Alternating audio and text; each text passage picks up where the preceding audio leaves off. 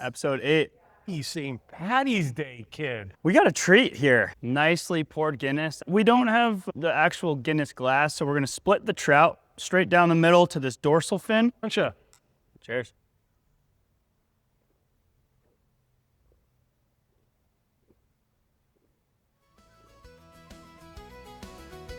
I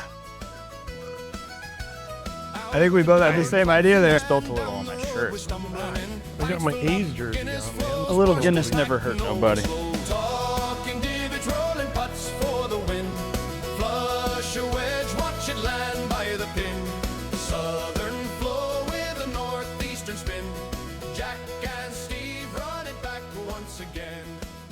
Welcome back to episode 8 of the Talking Divots podcast. I am Jack Snow.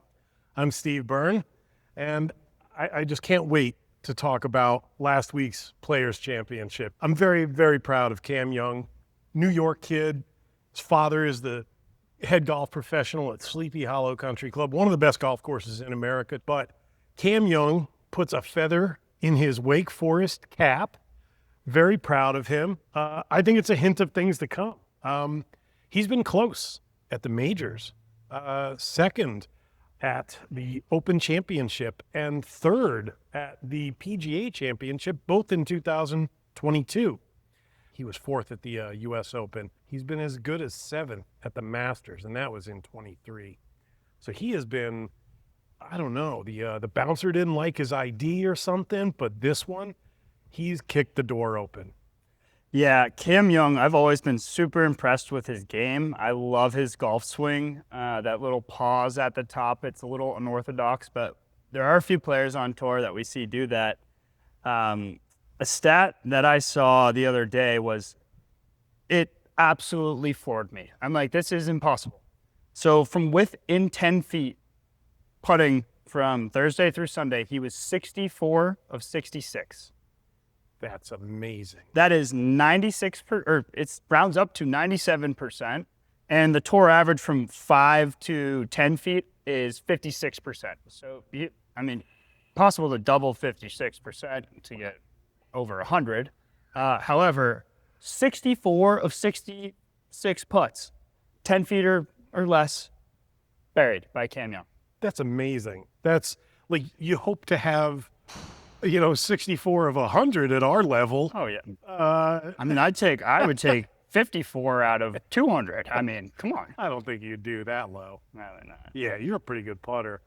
That final round started 4 back from the leader, Ludwig Aubert. We'll talk about that later. Mm-hmm. But that was all due to a bad tee shot on number 18 in the third round. That was maybe Cam Young's only bad swing of the entire event. He played fantastic golf. He had 5 bogeys the whole week, where the top 10, the players who finished in the top 10, their average was like 7 bogeys for the week, plus doubles.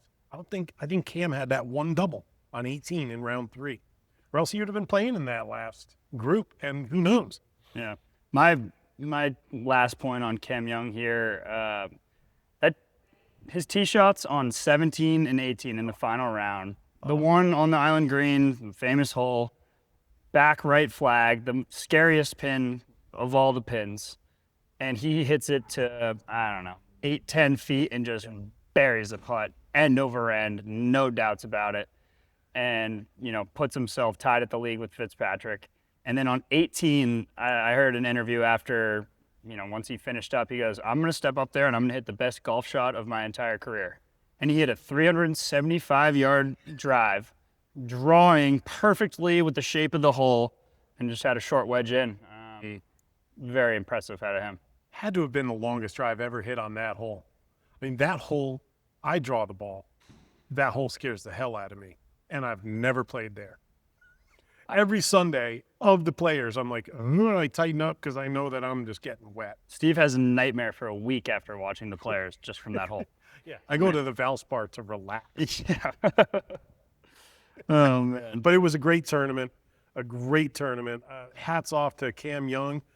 I think the first cheers of the night goes to Cam Young, our new Players Champion. This is the 5th major. It's a tournament. Big tournament, man. Big things for Cam Young this year, years to come. Congratulations, Cam Young. Cheers, Cam. Cheers.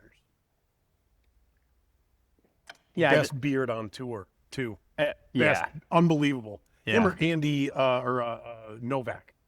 Novak's got a Novak's thick one. got a good beard. Um, That's got a good beard. Sahith Tagala. Yeah, that's He's a thick beard as well. that's We were talking about the solid- best mustaches on tour the other day, too, which we'll get into another time.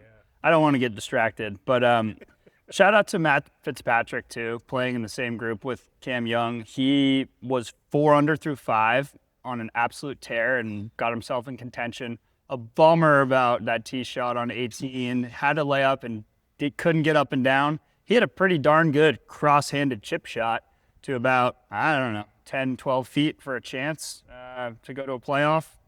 However, you win some, you lose some. He made it on at the U.S. Open back in Brookline. Yeah, he did. Zalatoris didn't, so, kind of. We'll never forget that bunker shot I'll never forget at the that. U.S. Open. It was awesome. But that was, I really have a lot of respect for Matt Fitzpatrick. He is a real gentleman. You see how he acted afterwards. He was happy for Cam Young. Mhm. And, gosh, he's just a real good dude. And he, went up to Cam Young's family afterwards and was just very congratulatory. I think that was Cam Young's dad who was there, 50-year PGA member.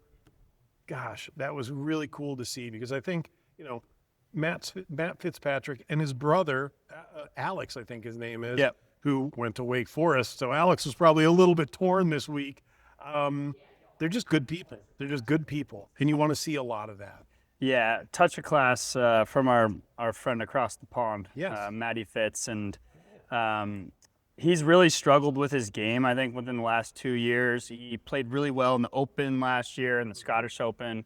But before, it was definitely going through some swing changes. I think he really worked on his speed, and he's fast now. I mean, he ramped it up a notch, but it was good to see him play well, and I think he's going to continue that momentum throughout the season. I agree. And do you remember when he was doing that speed training, he made a equipment mistake.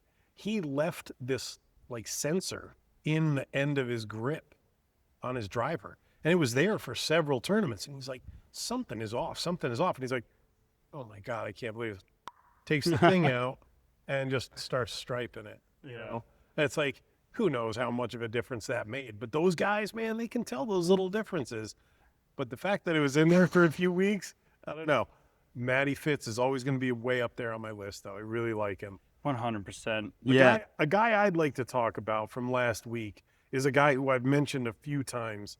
And if you're not watching Yelamarahu from Canada, Sadusharn Yelamarahu, I love that name. He is on his way to superstardom.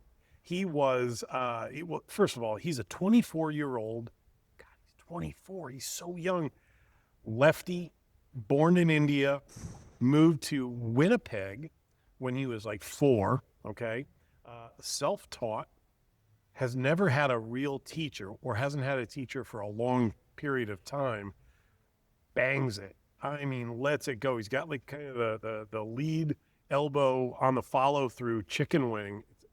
You wouldn't teach that, but at the same time, it's working for him. You're not going to let him move away from that. But this guy has had a T13 at Sony. He's had a T17 at the Cognizant, which is a very stacked field. This past week, a T5 at the Players. He's made 6 of 7 cuts this year. I've mentioned him before. He's on his way to superstardom. I remember when you mentioned him the first time, and I was like, Yelamarahu? I mean, I had no idea what you were talking about. Sudarshan Yelamarahu. I have trouble with names. I mean, I think we should maybe play a game on the podcast where you bring up a PGA Tour player and show me it and say, pronounce this. But you're great with Sahith Tagala. Well, yeah, because I've practiced that. But you remember Ryo? His Oh, I'm not even going to try. He's coming up.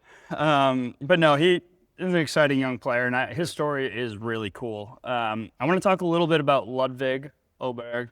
my pick to win this week, I think I have a curse, or I curse others, where, he was in control most of the tournament. Right at the top of the leaderboard, 63 on Saturday. I was kind of out and about this weekend, so I was monitoring from my phone and checking in from time to time, and I'm like, oh, we're looking good. We might get our first winner pick of the season. Bogey on 11, double bogey on 12, both tee shots pumped out of bounds. I was like, not again. It was a deja vu of Shane Lowry at the Cognizant. The 2 tee shots out of bounds in a row.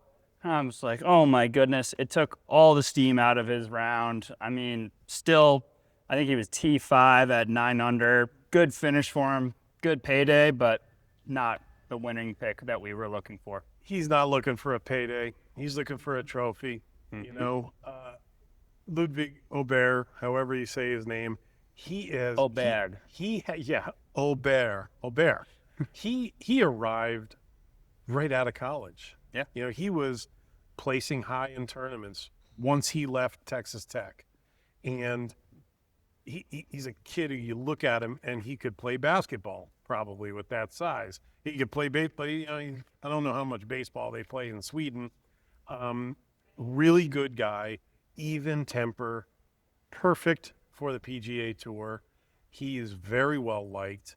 He's going to win majors. He's going to win majors. He's going to win majors. Yeah. He's contended at majors, I think, already. I haven't looked that up, but he is a guy who if you're not a fan of his, if you don't like his game, you're not watching, because he's fantastic. Yeah, he came in second in the Masters when Scotty won for the second time in a row. He was right there at the top of the leaderboard. Scotty just was phenomenal that year. But he is going to win at least 2 majors, I think, in his career. And also, I want to disclaim, I've been calling him a Norwegian. I know he's a Swede, and I don't know why I say Norwegian. It's because when Mitch was here, he was Norwegian, and then I just assimilated the two. 6'6" Mitch is Norwegian? No way. Yeah. No way. He's... Oh, that's sarcastic. That was sarcasm. Okay, my that bad. was sarcasm. My last person I want to touch on here was Justin Thomas, T8, 8 under, 68, 68, 72, 72. Solid. I'd be pretty happy with that golf. Absolutely. Yeah. And JT had come back to the tour at the API, correct? Correct. Second tournament back. So good to see him. He missed the cut by a lot. I think he came in last At the API? at the end of Friday. Yeah. So it's good to see him back in the top 10. Let's go, JT. We mentioned JT later. Spoiler. Spoiler.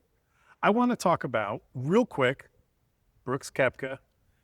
I don't want to turn this into a Brooks Koepka weekly recap thing, but I think we got to start paying better attention to this guy. Brooks Koepka had a really, really strong week. He finished, tied for 13th at 6 under, okay? I was encouraged to see his swing this week. It looked very one piece. It looked very rhythmic. It looked very free. I didn't see him hit more than 2 bad shots a round at the very most. I think he is ramping up at the right time in the right ways for Augusta. I don't want to put out a Brooks Koepka Augusta alarm yet. I do think he's going to win the Masters. I don't think it's going to be this year. I don't think that that's up to him right now. I think there's a lot of players in line to win the Masters this year. But I know that Brooks has got the Masters in his sights, in his wheelhouse.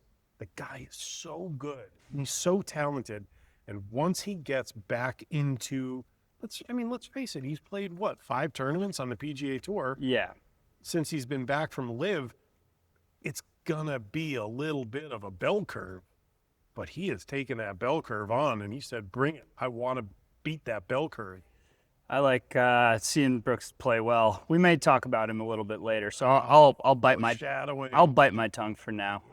There's some foreshadowing going on today. So wrapping up the players, I think one thing that we could briefly touch on is the golf course was phenomenal. I mean, exquisite.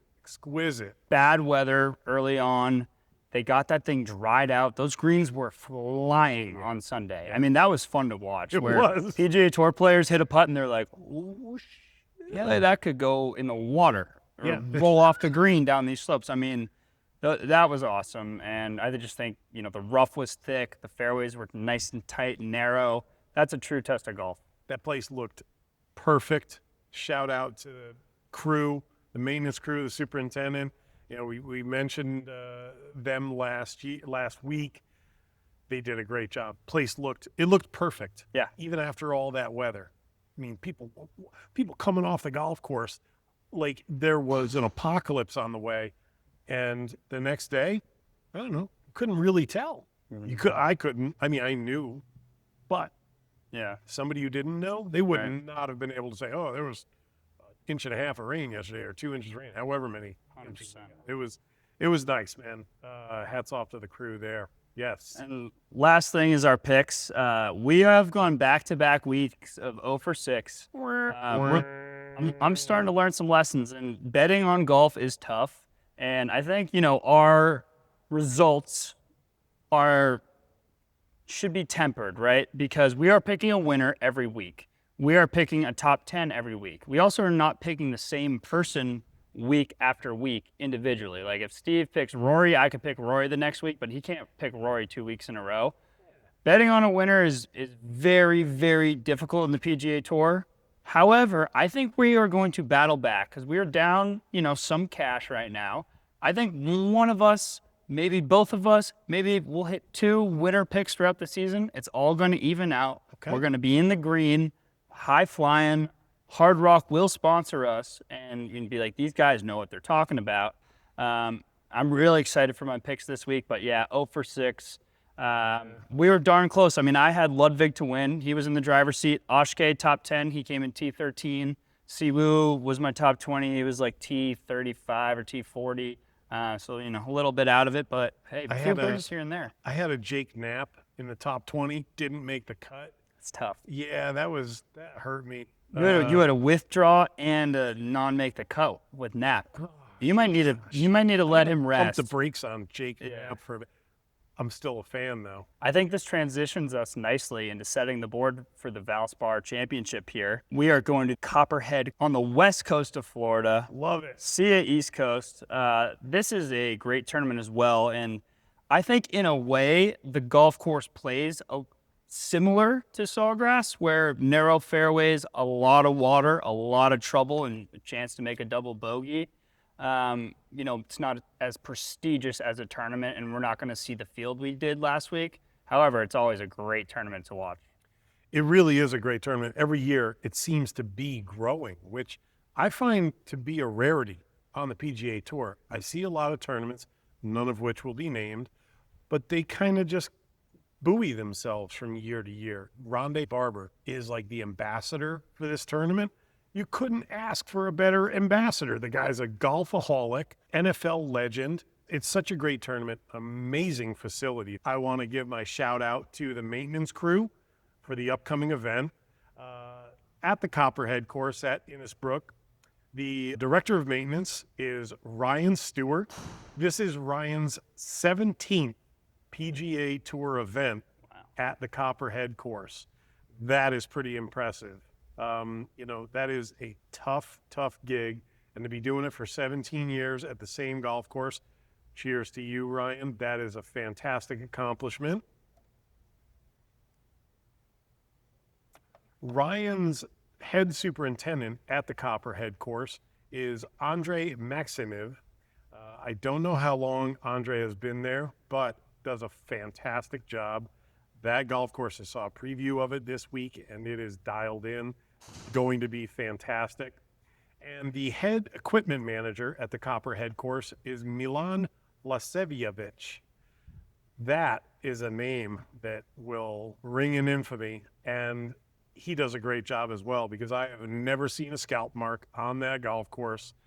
That is a golf course that gets overseeded with Poa trivialis on the greens and ryegrass everywhere else. So when you've got a Bermuda base and you overseed it with ryegrass, okay, it can get puffy if it gets humid. and I've never seen a scalp job on that golf course. So impressive, really impressive. Yeah, that course always plays tough. I mean, you look back through the years, the winning score there, they're never in the 20s, and you know they're back and forth between single digits or double digits. Yeah. Some impressive winners there in the past. I mean, we've got our guy Victor Hovland, who may be mentioned later as well. 2024, Peter Malnati. Yeah. He, Very low score, like a 6 under, right? Yeah, he hasn't won a whole lot on tour, if at all. I mean, I think that might have been his second win ever. I didn't dig too much into Malnati, but I remember watching that and being like, good for you, Peter Malnati. What a win. Absolutely. I mean, that was awesome. And Taylor Moore in 2023, a name that pops up in the top 10 a lot of the time. It's kind of right there, hasn't really broken through. Sam Burns back-to-back in 22 and 21. I remember watching that 22 tournament. I believe he went to a playoff with Scotty, and it was a duel. And it was just, that was when Scotty was really starting to peak and make a name for himself. Burns rolled the rock that week and just made every single putt like Sam Burns does when, you know, he's primed to win. I'm excited for this week, even though we're not seeing, you know, Scotty, Rory. We do have Xander in the field. I mean, there's a lot of top 10, top 20 players. It's not a full field of info. Yeah, I think it's 120. Yeah. Right? But it's a good field. It's a very strong field. A lot of sponsors exemptions in this event. Valspar does a great job of extending this field to players you wouldn't normally see. And I love that. I love that because I want to see somebody like Cody Gribble come out. I don't know if Cody Gribble's playing this week, but I want to see a kid step up and like make a name for himself at a tournament like the Valspar, which is really hard to win. Really hard to win because it's a brutally tough golf course. And it's the tightest of the Florida golf courses. Yeah. By far, maybe. And it's long. Very long. It might be the longest. Oh, no. API is longer. Yeah. In the past, it hasn't favored the bombers, really. I mean, guys who are going to spray it because they keep that rough really thick, and it's sticky. I mean, you go down to Florida, you get your ball in the rough, you better take 2 extra clubs because that club is getting grabbed unless you have a perfect lie. I mean, yeah. Overseeded ryegrass, man. That is gooey stuff. So with the Valspar, there's the snake pit. Yeah. Great holes. 16, par 4, 17, par 3. It's right there on the screen in back of us right now. 18, tough par 4. Tournament always comes down to these 3 holes. Maybe not in the final round, but in the preceding rounds, 16, 17, and 18, it just comes up and bites you. That's appropriately named. A copperhead is a nasty snake. I know that. We have them in New England. Yeah, from fly fishing and being out in the woods, you want to stay away from a copperhead. Just like a western back rattlesnake or western diamondback rattlesnake. None of them are pettable. You know, you do not want to pet those. But no, yeah, I think the score differential between 16, 17, and 18 and the rest of the course is always such a shocker to see those stats. I mean, these guys are 1.2, maybe 1.7 over par on average on these last 3, whereas the rest of the course, they're, you know, having a good round. So that really just kind of sucks as a golfer knowing, like, hey, I'm having a great round. I'm 6 under, but shit, I got to play 16, 17, and 18 still. Yeah, appropriately named. Absolutely appropriately named and very well designed. I think this is the tightest golf course in Florida during the Florida swing. And I think that this tournament is a perfect lead up for the remaining tournaments before the majors start because it's not a taste of Florida. This is a taste of what's to come. You're going to get these golf courses in the Northeast. You're going to get these golf courses in the Midwest that have tree-lined fairways. Got to keep it tight on this golf course. And, you know, this course, this tournament favors guys who can find the fairway, get it on the ground, get it rolling, hit these greens. They're mediocre sized greens. I think they're probably like 6,000 square feet each, which is probably about a tour average. I think this tournament, with these tournaments that have led up to it, the API was interesting. The players was super interesting. I think this might be the best Valspar this year that we've seen so far. Love it. Hot take. You heard it here first. Hot take, baby. As you know, with every episode, I like to do a little Tiger talk. This one's going to be pretty brief. He has made one start in the Valspar. He finished tied for second place in 2018. That year, Paul Casey won, and Steve, I believe, told me that was Paul Casey's only win on tour. Solo mio. A little bit shocking, but we are back to Tiger talk. Yeah, I guess he just didn't want to play in Innisbrook, Florida, Palm Harbor, Florida. Didn't like that resort, I guess. Maybe someone rubbed him the wrong way in the. He had a tough time sailing his boat all the way to, around the bulk of Florida. I don't know. Yeah. I always, could you imagine having that difficulty as Tiger? I've got to set my schedule. I can't make it to the Valspar. I can't make it to the 3M Open. These are great tournaments, but you know what? You've got to pick and choose when you're him. And you can't play 27 tournaments. It's just not possible. No. So, yeah, it is too bad, but he finished second in the only time he ever played it. That's pretty impressive for a tournament that has such a range of winning scores from like 6 to 17, I think it is. Yeah. Amazing. I mean, I'm always going to find whatever Tiger does amazing. That's pretty amazing. And second part of Tiger Talk, due to his lack of participation in this tournament, his Jupiter Links golf club, is playing the Boston Common Golf Squad tonight. Rory McIlroy is on that team. Tiger is not currently playing. However, Max Homa, Tom Kim, Akshay Bhatia is on that team. It is the semifinals in the TGL. 6:30 p.m. Eastern. Better mark your watch. Coming up. Yeah. In about 30 minutes. So I'll be tuned in. They're playing for on that. St. Patrick's Day? It's Rory. I mean, Rory, I feel good about the Boston Golf Club. That's our team, I guess, right? If I had a Northeast. team, it would be the Boston. I kind of Golf like Club. the Jupiter team, though, just because Tiger's standing there. He's like, but yeah, my guys are doing all right. Yeah, yeah. I am yet to really get into it, and I think it's mostly because it comes at a time where hockey's winding down, basketball's winding down, March Madness is ramping up. We got the Masters on the horizon, baby. This is an exciting time of the year, so it is kind of I got to start paying more attention to the TGL. It's cool. I mean, they're in their semifinals, and then I believe there's 1 or 2 more weeks.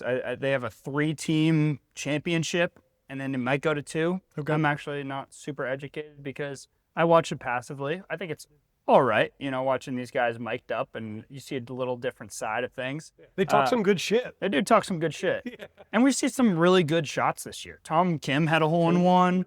Rosie had the first albatross. That was cool. So, I don't know. I think they're figuring it out, too, along with us. We're just easing our way into it, accepting that they're playing on a simulator. Yeah. I like the green, how they're actually putting, and it rotates, and they can manufacture different holes there. Yeah. I like seeing the crowd back there. That's cool. Drinking beers, eating. It's a real cool atmosphere. Yeah. Not everybody can get into the SoFi Center to play on those simulators, but it is a pretty cool spot. It is. Definitely, they've upped their game this year as opposed to last year.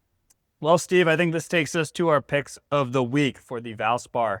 Back-to-back weeks of 0-6. We need a win here. We do. We need one, and Trying to grab positivity. I really thought about mine this week, and in the past I've really dove into the numbers and how they've played and how many top 10s they've had at this tournament.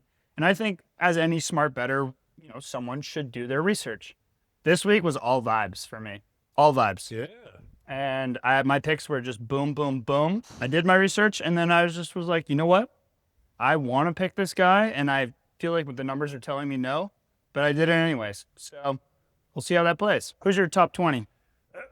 Okay, so my top 20 is a guy who I've mentioned in the past, and I really like this guy. I love his game. I'm going with Yo Hisatsune from Japan. Yes. I know it's a name you have a difficulty with. Is it Yo or Rio? It's Yo. Yo. So Yo. Silent R on that one. Yeah, sort of. It's Yo. Yo. Okay. Yo. like Hisatsune. Yes. love that. Yeah. He's a character too. You've mentioned him. He loves sake bombs. Sake bomb. This guy is like, he likes to drink water, hold in his mouth while he's in it. He's got, bugaboos, and I dig that, man. And golf is a game that it's open for quirks like that. But he is solid. He is the best of the young crop of Japanese players, and there's a bunch of them. They're all following Matsuyama, he's light years ahead of everybody. I mean, he's an absolute machine. But I really think that Hisatsune this week is going to, follow up with his, let's see, he's had a second at the Farmers, 8th at Pebble. These are two, multiple golf course events, and he just went with the flow. He's young. He had a 10th in Phoenix this year and a 13th this past week at the Players. So I like Ryo Hisatsune. Before you're done, guess what I did this week? I didn't pick him last week, but I did throw in a little bet on top 20, and you paid out, and that hit for me. It made up for my actual picks, but that one hit. And Justin Rose top 20 just for fun. Oh, you did good on picks that you didn't broadcast. Exactly. Cursed. My top 20 pick is Brooks Koepka. Okay, back on the PGA Tour, 5 tournaments in. I wanted to pick him as my winner. It was really hard not to, but I'm going to put a little bit more than normal on Brooks Koepka top 20 this week, because the last 2 weeks he's been top 10, top 15. I think the field is a little weaker this week, and he can see this as a time to kind of come in and step on everyone's throats and say, I'm a 4-time major winner. I'm going to annihilate all of you. He's going to let us know he's fully back this week. I think top 20 is safe. I would go top 10, top 5, maybe sprinkle a little on a winner. Brooks Koepka pick this week. Can I throw in a handshake bet? I'd love to hear it. I do like Brooks as a top 20, even a top 10. But if you want to say top 15 instead of... If we go T17. T17 handshake bet of the week. I like it. But yeah, I mean, Brooks only has 2 starts here. That's why it's, statistically not necessarily supporting it. I just think he's trending. He's back. He's ready to step on people's throats. I think that's a good pick, man. Yep. Very strong pick. Who do you got for your top 10? My top 10 is one of the best players in the world. I don't want to look at this as a safety pick because he hasn't played a lot of tournaments this year, but I'm going with Justin Thomas. Justin Thomas could win any tournament he puts the peg in the ground for. But I think this is a tournament that Justin Thomas is priming himself for. He came back at the API and he missed the cut. That's a tough tournament to come back with, right? Last week, what did he do last week? Well, let's take a look. He finished tied for 8th. That's a heck of a jump from missing the cut at the API, finishing top 8 at the toughest field throughout the year.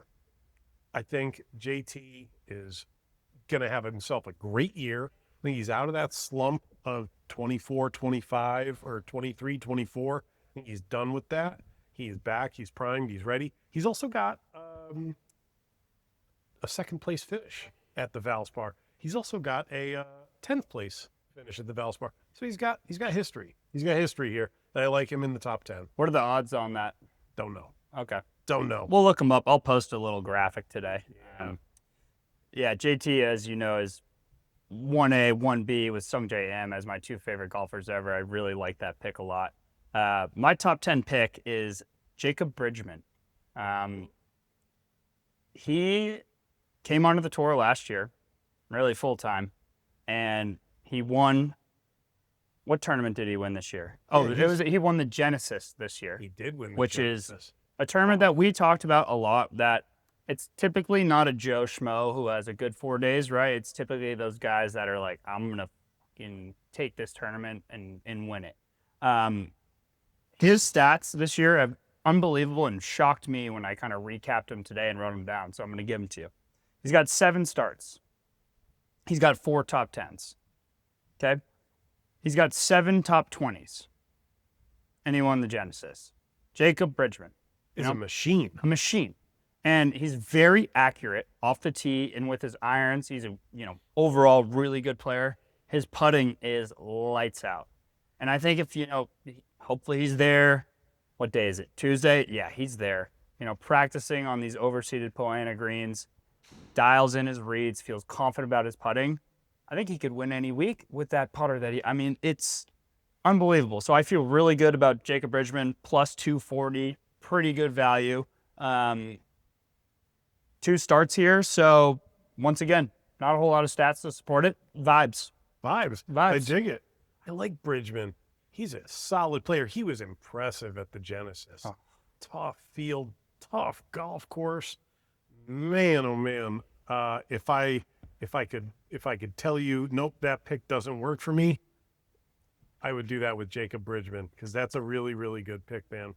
He was nails at the Genesis, especially on 18, 2-putting, which we talked about before. But and he's also not a name that not many people know of. If I said Jacob Bridgman to the casual golf fan, they'd be like, huh? He's been one of the best players on tour this year. Yeah, even though he won, a month ago? He's number 1 in the FedEx Cup. Is he really? Yeah.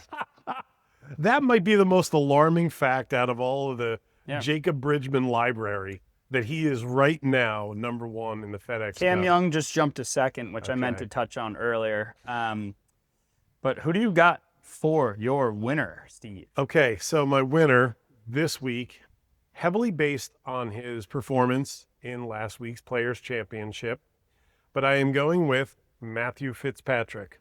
Matthew Fitzpatrick is just a phenomenal player. Like so many guys on tour, he could win any week he puts the peg in the ground. 2nd place finish last week at the Players, following a T41 at the Arnold Palmer Invitational. Huge improvement with a tougher field. But shots gained off the tee. Let me see. I did a little Jack research. We got some stats. So his shots gained off the tee, 22nd. His shots gained approach, 15. His shots gained total, 11. That's elite. Oh, hold on. I think we get a cheers of the week for Steve. Stats Steve. For getting some stats on Matthew Fitzpatrick. Cheers, brother. Thank you very much. I appreciate that. So that is my winner of the week, Matty Fitz.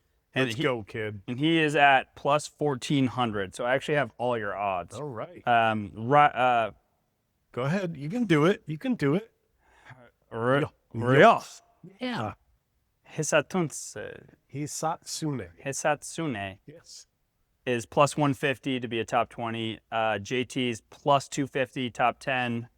I believe I gave mine, but if not, Brooks Koepka plus 140 to be top 20. Bridgman plus 240, top 10. And this is leading me all into my winner pick. This winner was actually picked last week by yours truly, but mine is Victor Hovland. I love Javi, and I spoke highly of him last week, where I really truly believe at any given moment, in any given day and tournament, 3-month span, he is the best player in the world. And he's proven it by winning a FedEx Cup. He's won a USAM. He is due for a big win. His last win was the Valspar in 2025. He's the defending champion. And he's a player to me, similar to Fitzpatrick, where I think every week they get better and they're just priming themselves for a major or for that, FedEx Cup playoff. And I don't see them, take steps backwards. And last week was top 15. His tournament before at the Arnold Palmer was top 15. Here he's made 3 of 3 cuts. He's got a win, a 3rd place finish, and I think he was like T33 and 22 or something. So those stats, really kind of warrant the pick for Victor Hovland being the 2026 Valspar champion. I'm going to take a little bit of credit for your pick this week, okay? Because I kind of feel this like big brother thing that I've got with you. I think I led you to this pick this week with my pick of Hovland last week. I liked Matthew Fitzpatrick, honestly, a lot. Just, the way he played last week and his form.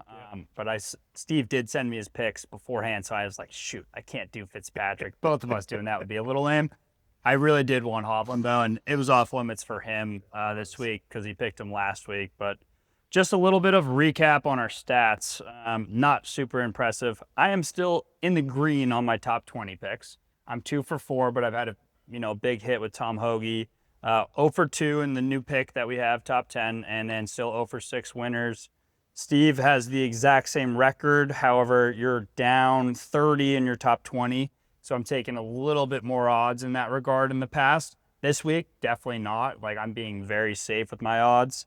0 and 6 overall in winners. Let's see what other recaps we have. This was ChatGPT that wrote a little bit of a recap for me, both coming off a cold stretch, word for word. So let's heat up a little bit as the season moves on. I do have a question. Yes. The bad kid in the back row has a question. Yes.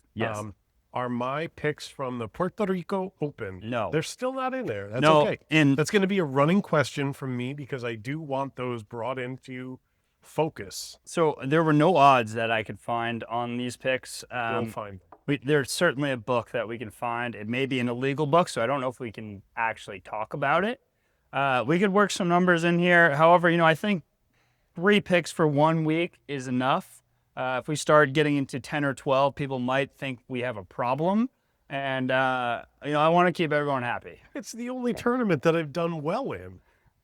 Same. It's the only tournament that either of us have done I well picked in. John Daly Jr. top 20 because I literally was scrolling through the. He did great, except for the Yeah. final day.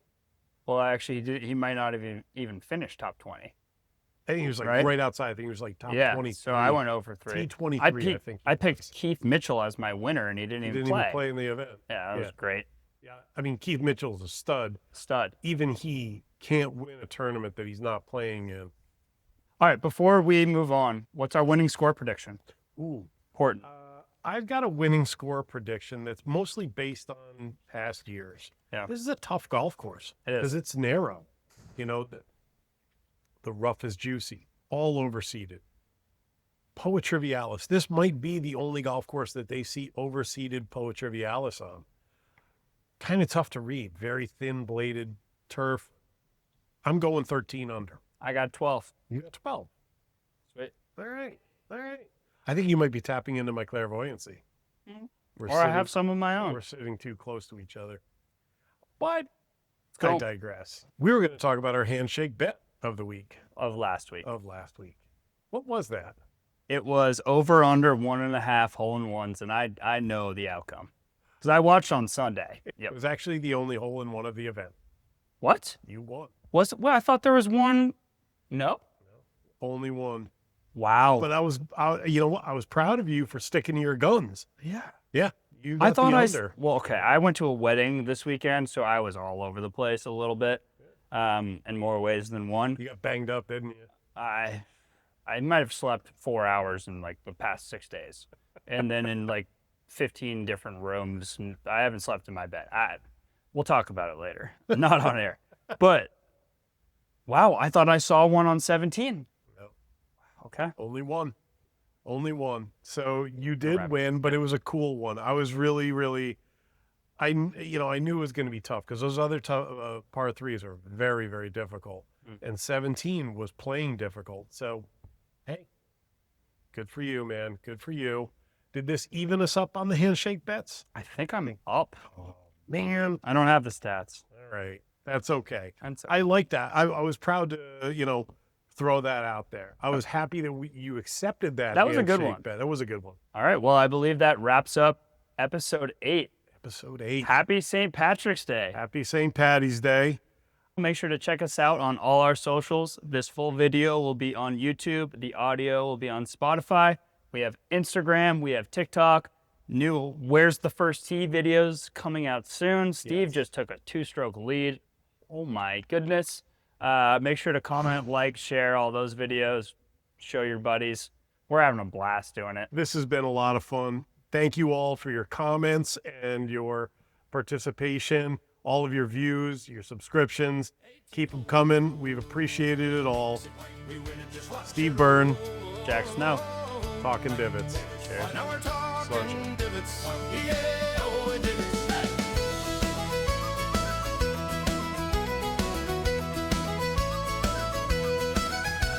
Out the door, clubs in hand, down the road we're stumbling in. Pints filled up, Guinness flows, bar stools packed, no one slow. Talking divots, rolling putts for the win. Flush a wedge, watch it land by the pin. Southern flow with a northeastern spin. Jack and Steve run it back once again.